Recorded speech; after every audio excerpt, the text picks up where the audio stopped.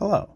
At first glance, this may look like a dead tardigrade. It's the same size, it's the same shape, although you may notice it's completely motionless. That's because this is not a dead water bear. This is actually an exuvia, which is the shed cuticle after a molt. And tardigrades molt as they grow. In many species, females take advantage of that moment to lay their eggs. So instead of releasing eggs freely into the water, they're actually deposited inside the shed cuticle. You can see there's not much going on for internal structure here. Kind of just that outline, that shell of the cuticle.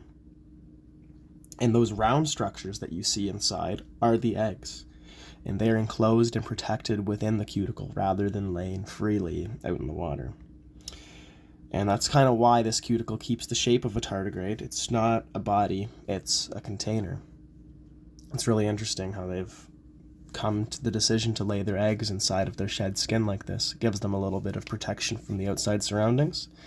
And when those eggs hatch, well, we can't say anything for certain about the viability of these eggs, but when the eggs hatch, the tardigrades break free and they crawl out of that corpse. And you can kind of see the relative size of the babies are going to be quite small, right?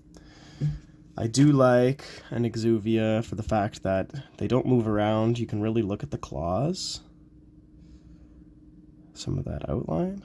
So that's all I wanted to show you guys today. I just thought this was kind of neat. Many of you may have not seen the exuvia of a tardigrade before, and this was a fairly clean and intact example, so I thought it would be very nice to share. If you have anything else you'd like to see, leave a comment down below, let me know, and I'll see you guys next time.